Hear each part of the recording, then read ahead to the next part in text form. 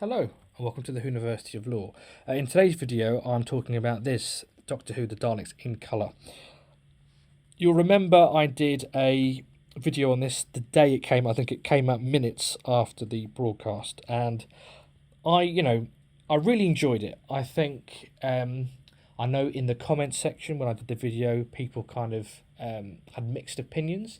A lot of people kind of liked what they were trying to achieve, but some people, a lot of people didn't like the edit of it. And obviously, it is a very different production, but I think that's the way it has to be seen. It is a very different production, but yeah, as I said, people seem to have mixed reactions. But for me, it was a wonderful reimagining of the story, and it's kind of, they often say that stories are written three times, especially on television or in film. A film is written three times. It's written in the script by the writer, it's written during the shoot by the actors and the director, and then it's written again a third time in the editing suite by the editors and the production team there. And I think that's kind of the way you have to look at it with the Daleks in colour.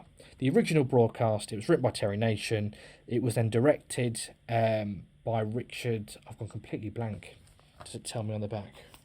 Richard Martin and Christopher Barry. And obviously acted by the wonderful cast. And then it was edited.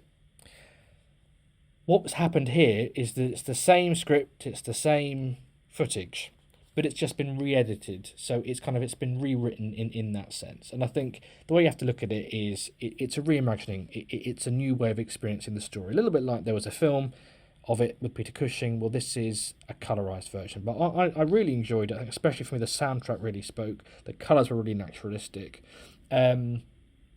And yeah, obviously, with the editing side of things, obviously they had a lot to cut out.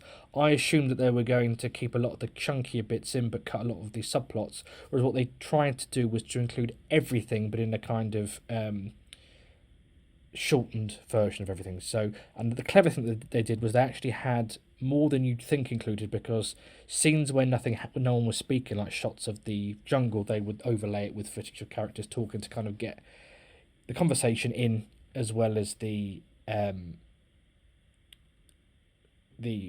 model work or the design work. So I thought that was quite clever, quite interesting.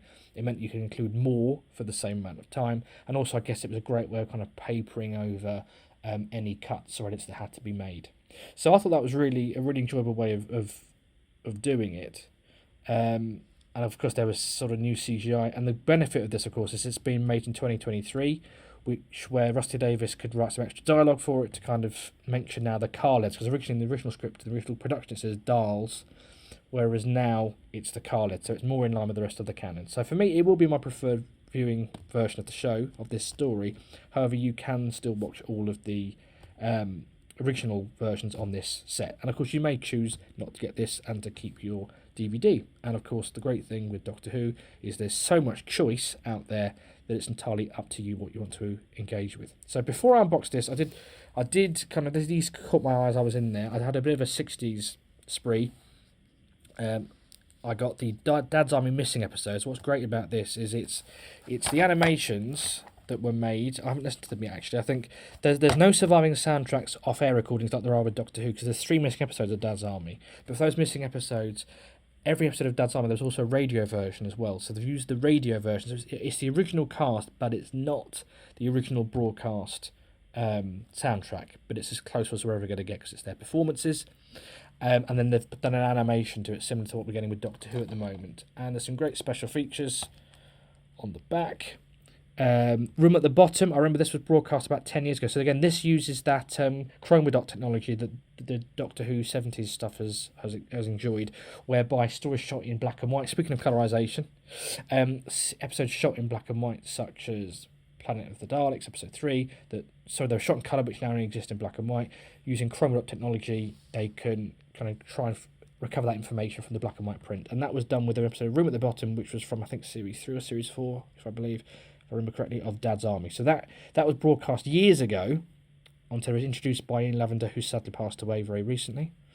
But yeah, so that's included on this DVD. I've only ever had it as a recording that I made myself at the time, but now it's great to have the official one to put with my Dad's Army box set. There's a new making of documentary about how they animated these episodes. There's a deleted scene from 69, which is great. The original BBC One archive continuity, image galleries, interviews and previously unreleased archive footage. So that's a really exciting 60s release. So yeah, good old 60s fest. And then, again in the similar Doctor Who vein, we've got the Morecambe Wise, the Lost Tapes, which is really exciting because when I bought my complete Morecambe Wise BBC collection on DVD about 15 years ago, it didn't include anything from, I think there was about 10 minutes of footage from Series 1 that existed on Cinefilm or something. Well, 4 of those 8 episodes from the first series have been found, along with other gems and bits and pieces. Again, a lot of it I think has been broadcast, and I had off-air recordings that I've made as they were broadcast on BBC One, usually around the Christmas period over the last few years. But now it's great to see it all on official release, support the official releases. And also, I think there's some stuff on here that's maybe wasn't broadcastable because of the quality of these surviving footage, but they've done their best to patch it up. And it does offer hope that if some Doctor Who was ever to come back, not in great nick, obviously with these other lost classics from the BBC, they're able to they've got practice in repairing it. So I'd imagine many people involved in the Doctor Who range's restoration have been involved in these wonderful releases. And you'll notice I got all of these releases today from HMV in person because I like to support the in-store experience. If you want to keep these places open, then you need to support them when you can. So I often find if it's not limited edition, and because of limited stuff, I tend to get it online. I get it from the HMV website because I'm guaranteed to get my copy. But if it's not limited edition, I tend to go in store to support my local because I enjoy looking around and browsing, and long may they stay open. So this is the main feature. I'm doing an unboxing of Doctor Who the Daleks in colour. So we've got a nice slip cover on there. There's 3 editions. There is the DVD edition. There is the standard Blu-ray edition. And then there is the steelbook. I went with this because it was £5 or £10 cheaper. And I just thought, for the sake of the packaging, it's £5 or £10 in my pocket that I can spend on more Doctor Who stuff. So yeah, here we go. We've got a nice little slip cover there. Yeah, so it's Dolby Atmos soundtrack, 5.1 surround sound, 1080. What's interesting about this is there's all carbon neutral certified product. What's great about this product is, what's interesting about it actually is there's a DVD in there, because usually you tend to get it's all Blu-ray now. I remember years ago with films when they first brought Blu-ray out, you'd get a DVD copy of the disc in case one of your tellies didn't have a Blu-ray player, and then what you could do was you could simply use the DVD in the other room. But now it tends to be that when you buy a Blu-ray, you get a Blu-ray and that's it. Although, having said that, the things have changed. If you get a 4K Blu-ray, you tend to get a Blu-ray copy. But this has got a DVD, because what I suspect, and I don't know if I should, what I suspect is that disc 2 is simply the original 2006 release, just with a new sticker on. So if I open this up, we've got a little booklet here, talking about some of the merchandise coming out, which is quite cool. We've got a Big Finish, comics, audio soundtracks, vinyl, books, Target novels, Escape Room, more books, Doctor Who magazine, badges, Forbidden Planet. Quite cool.